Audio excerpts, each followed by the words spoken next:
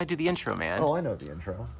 Well, here we are. We're at the original tree nets here at the Monkey Den compound and the Slack Life HQ. And you guys can see how these are built, the history of them, and some of the tricks and tips in this next episode of How Not to Highline. Oh, that's so good.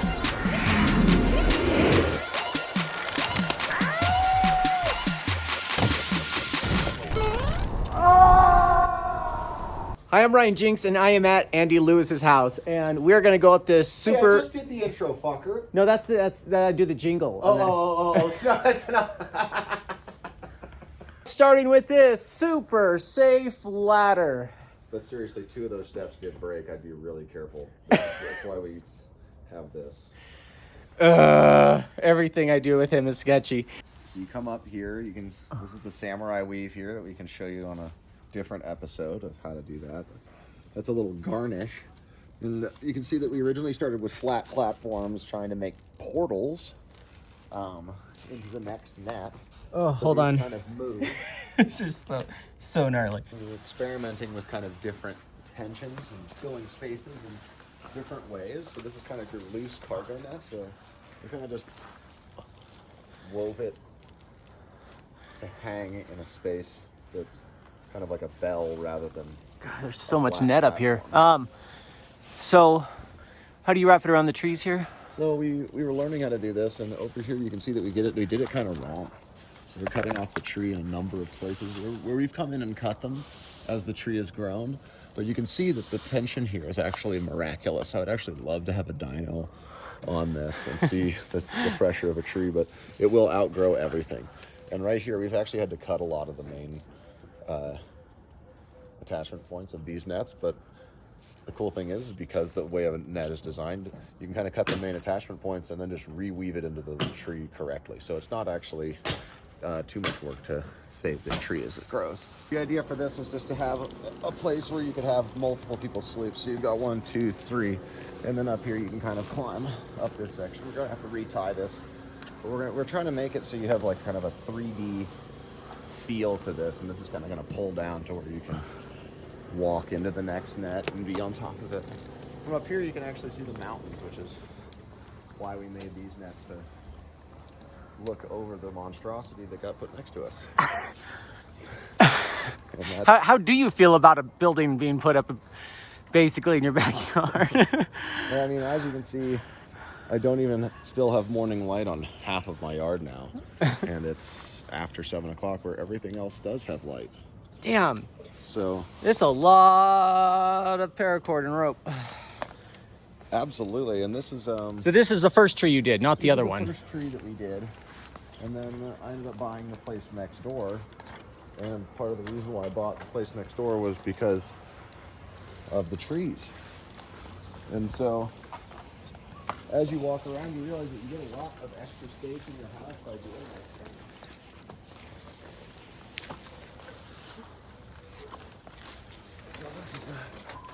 A branch. Oh God. Come down. Branch. There we go. Yeah. Like how to trim your trees. Yeah. This is about 2,000 plus square feet extra into this tree. And we've got it designed to where we've got sections that are cut. 2,000 what? 2,000 square feet or more. Oh, 2,000 square feet. Yeah. Definitely more than 2,000 feet of paracord. Oh yeah, no, there's probably like 100,000.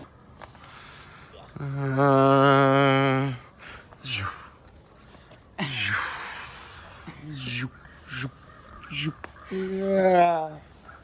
Okay. This is the poop hole? Yeah.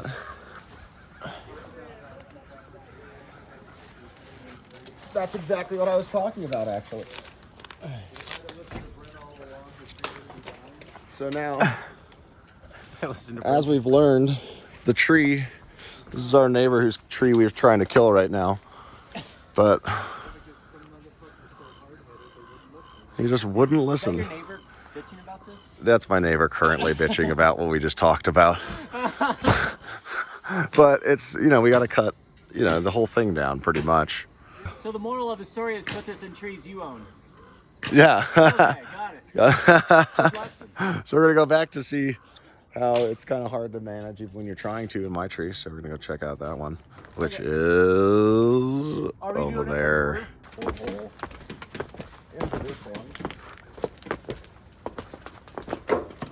So there's two ways you can go. You can either go through the porthole here, you put your foot up.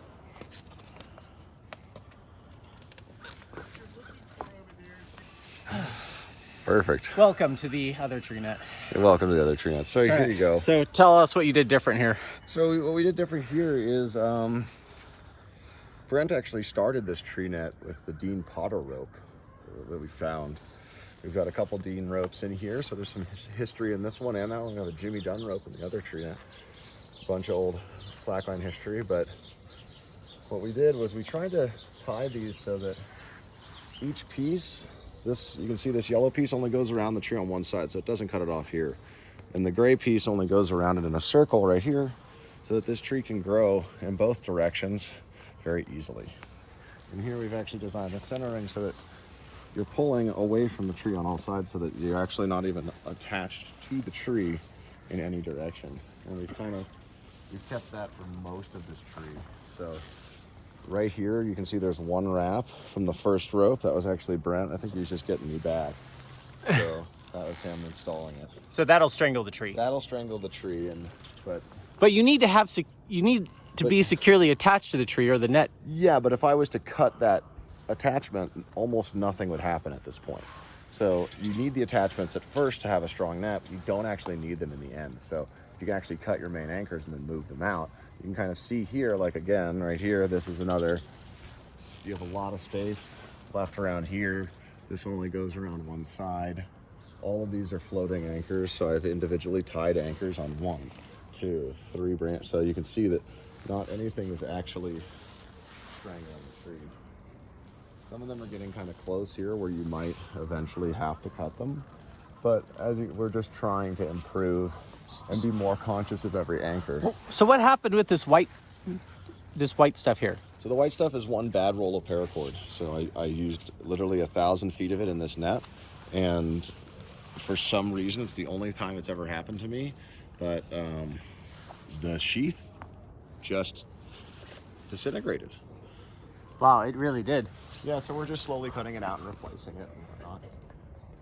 And we actually have another layer here that we can go up into, but we've got to be a little bit cautious because we have another life form in our net as well. So you get to meet Clarice McDuck. She's our dove.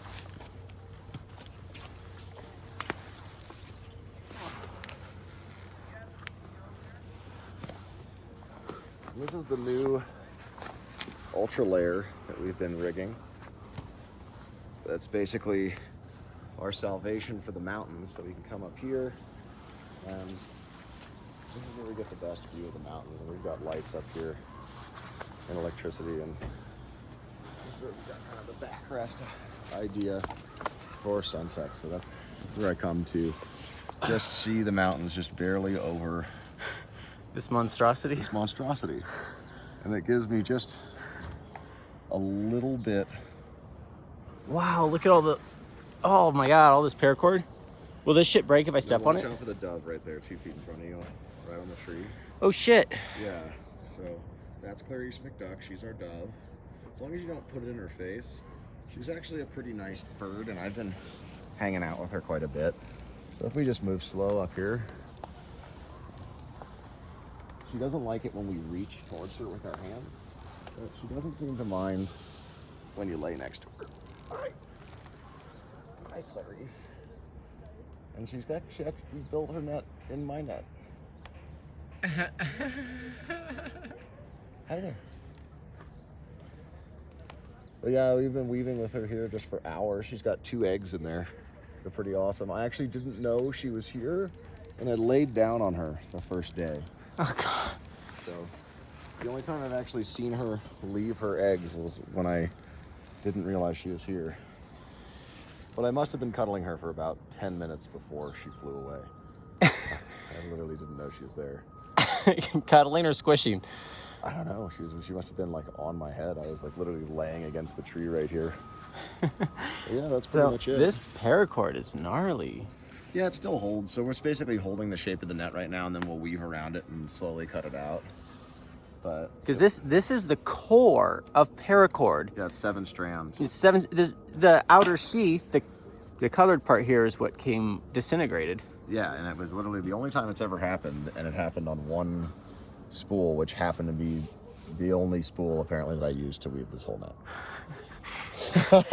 Well, I'm glad it wasn't on your you get actual about- space net. I was gonna say you get about 10 by 10 out of a spool when you weave it, you know.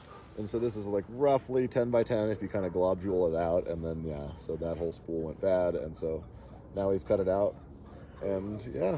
Here, this video is sponsored by Oh yeah, Base Jump Moab, Base baby. Jump Moab. Impact 2020. Go to basejumpmoab.com if you want to do a tandem base jump with Andy Lewis, and you can huck yourself off of a cliff with him. When you're building nets, be conscious of the trees and environments you're building them in, And don't fall out of them. yeah, I'm gonna have to put some time into Brent's net. You can see he's kind of pissed about his tree, so and rightfully, it's pretty much strangling itself to death as it grows. So we're gonna have to go cut some of that stuff out and replace it. But Yeah, please be safe when you're doing tree nets. Your net's not likely to fail if you're weaving it correctly, and we'll show you in other videos how to weave different things. We have videos already. Just don't fall out of things and then sue me, please. well, yeah, I mean, it's all good. Just try to keep your nets to yourselves for the most part, and try not to blow other people's nets up. And yeah, be wary that the world is small. So if you want a net to last forever, the less people, the better know about it. Yeah. And I mean, ideally, you do trees in your yards, your own yards, and not in your neighbor's yards or on public property. Yeah, you can also build 4x4 skeletons and weave in between those. And I've seen all sorts of things, trampolines and lawn chairs, and seen all sorts of different inside house kind of renditions where they'll put a tree net up instead of a little platform in their house. So Yeah, I think it's important to have good access. A janky ladder is fine, I suppose, but this one also has a ladder way down there. basically go down the tube here. The high line goes across through this gap here, so you get on the high line. Right here, it goes from this branch to that branch.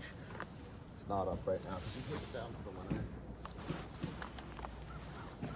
Watch, I'm gonna fall after I tell people not to fall out of trees. That would suck.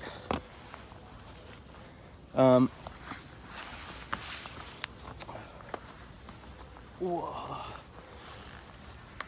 Man, this is a lot of net. Jeez Louise.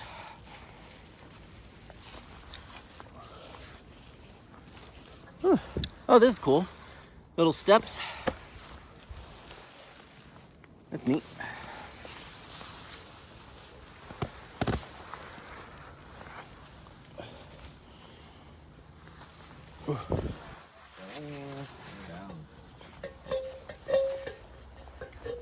Well, that's cool. That's pretty much it.